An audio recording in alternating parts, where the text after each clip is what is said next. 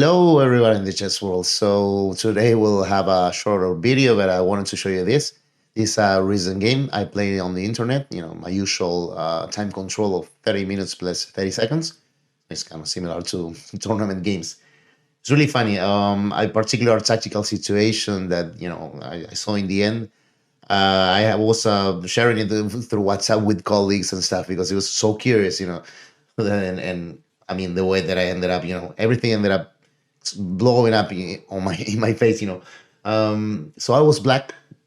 It's going to be a pretty short game as well, and we started this normal Perch defense. My main bet, h3. This way of playing like a classical way, with white, but with the bishop on c4. I went knight c6. I mean, there are a lot of moves here. Knight c6 is in relationship with a lot of other openings that I play. Someday I will show you the names of each defense and you'll understand it better, but I'm going to show you a little bit of that right now. In the names of each defense, I play knight on c6, and after d4, black can choose between e5 and d5. And the relationship with the pairs is that normally when white plays knight on f3, we do go g6 followed by g6, and I press defense. I saw Magnus Carlsen play this, so I started playing a lot of lines on the pairs that will include a knight on c6. So it just normally that is why in this position. I mean, again, there is a6, c6 is also a move, knight bd7 for e5. Anyway, with this knight on c6, one of our ideas is that if white were to play d5, we can simply go back here. We just redeploy the knight in here, but with this pawn advance, we'll have this one a little clumsy. If we want, we can, dispute the center with c6. These are, general ideas with this knight on c6 move. But here my opponent played this really weird, ridiculous bishop on d2. And okay, in here there is a known tactic for black that with this really weird, actually wrong bishop on d2 move for my opponent, it actually works better than usually, which is knight takes on e4. This is classical. After my opponent played, took the knight with d5, this fourchette, we recover the material. I mean, normally in here we see stuff like bishop on d3, pawn takes and bishop takes. I mean, this is another reason for having this knight on c6. In this case, I can take on d4 in several ways. So I will take another pawn. Maybe that's why my opponent took on d5. So after queen takes, he will have knight on c3.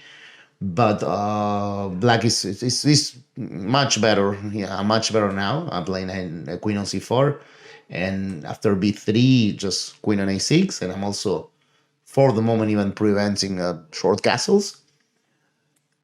The other thing that I was doing is hitting on the g4 pawn. So an understandable move by my opponent, knight on e2, is protecting this pawn and try to make a short castle possible. I think this is the most human move, knight on e2. I don't know if it's good or not.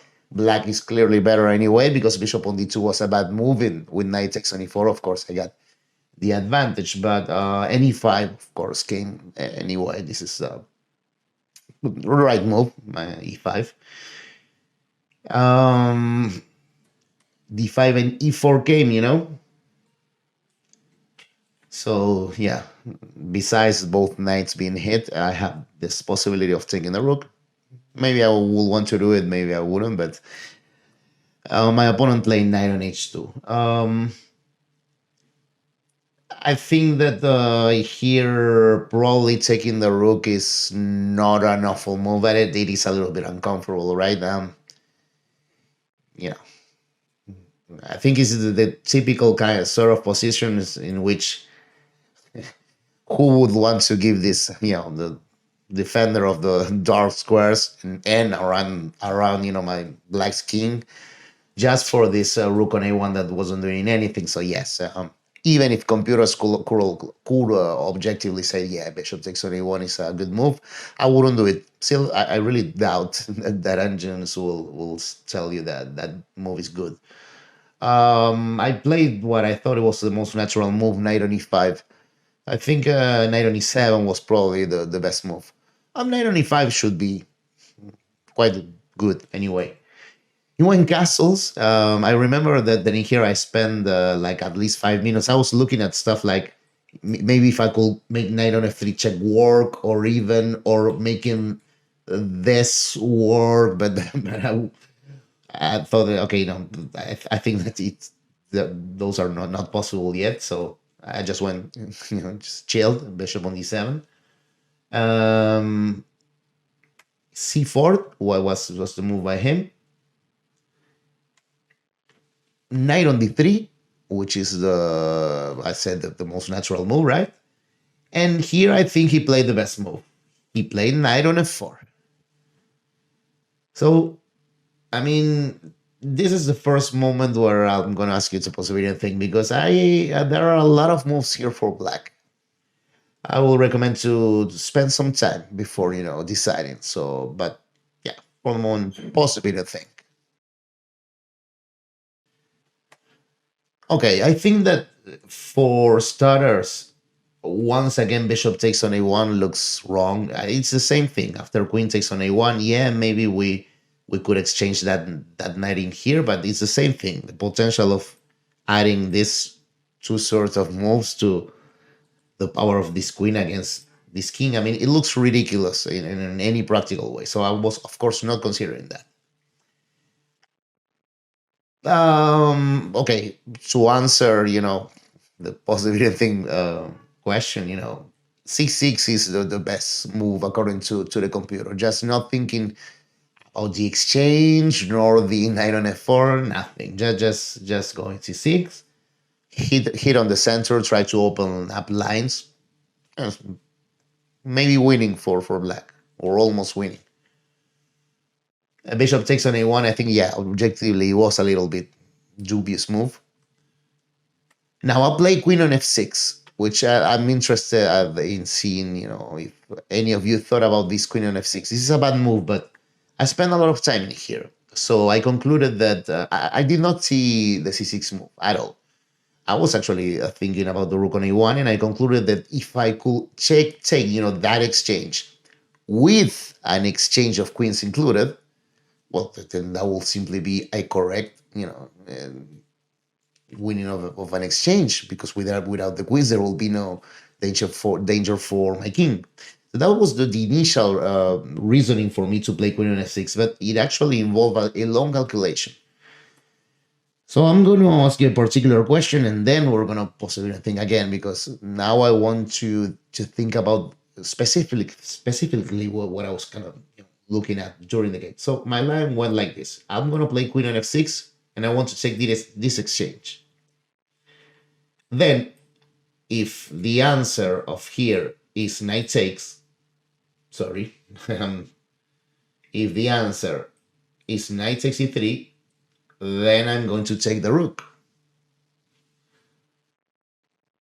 White will recapture, and I'll take with the bishop on a1. Try to see that position, if you can calculate that far. So then, in that moment, it wouldn't be good for him to take, because I will just take this and beat the exchange up. The problem is that this knight, now it's right here. So after bishop takes on a1, following that same line, they're going to play knight on c5. So they'll be hitting here and here, this other. Can you see that? I mean, this is also a good moment to try to practice a little bit of calculating blindfold. So that seemed like a refutation of my line, but I saw that in that exact moment, after this knight on c5, I have the intermediate bishop on d4. So my bishop escapes the attack of the rook. It is attacking this knight. And when the knight takes the bishop and hits my rook, I'll play this rook right here, threatening this knight that is trapped, because I have this bishop right here. So this knight cannot escape. You can then tell me on the comments if you like this way of trying to see blindfold, but I think it is actually useful. So okay, let us finally see what happened in the game, because I mean there was a problem with the all, that whole analysis and the game. So actually that continuation, we saw a queen on f6. It's a bad move. Knight takes on d3. Queen takes on a1, which is double question mark. I mean, of course, well, pawn takes rook c1 was. I mean, at least I was still better, but yeah, I missed one move in calculation. And as I was saying, queen takes, bishop takes. This is the same thing that I had told you. Of course, they're not gonna play like this, leaving me an exchange up. But like this, the knight escapes the attack of the pawn, and now he has a double threat. But I have seen this. The bishop escapes the attack, hits the knight, and when his knight takes and hits my rook, rook fd8, trapping the knight, thanks to the bishop. This was the game continuation. The problem is I missed. It's really funny. I missed them. There's a winning move right here that I missed, and it wasn't even a matter of the typical problem of what I mentioned before in other videos of seeing one more, because I did not stop the analysis in calculation in this position. I tried to see resources for white. I think I was mainly looking at knight on g4. But then I was like, no, what am I saying? I can just take it, right, knight on g4, I can just take the knight. This check is nothing. So I missed this move. And look at this. This is so amazing. This is what I told you I was talking about, with some colleagues on WhatsApp when he played bishop on e3 was the typical, like a lightning, crushing me. This is winning now. I have nothing. It's amazing the geometry in favor of white. So they're threatening my bishop. I cannot lose time in putting away my bishop, because his knight won't be trapped anymore. It'll have this square. And the thing is, after taking, it will have check, intermediate move, and then it takes, allowing the rook to protect the knight. I mean, it was a really right in time. So, yeah, bishop on e3. I saw that move. I was, okay, that's it. I think I continue a few more moves, but I obviously ended up losing. So a lot of my colleagues through WhatsApp, they all told me like he didn't even that my opponent probably didn't even see any of this. But of course, with the pieces in front of him, he just saw bishop on e3, which is probable considering that he made this this weak bishop d2 move is really unusual. Seems to show lack of experience, but really funny. I mean, it's like a way to, kill myself. Still, I have to say that again, the geometry, that the arrows from this line to me was actually quite pretty. This is incredible. Okay, I think we actually play this line. It's impossible. You cannot go on. This rock solid center, these clumsy rooks. So okay, I hope you like the video. I even like the game, even losing like that. So I'll ask you as usual to like, comment, share, and subscribe. So I'll see you next time. Goodbye.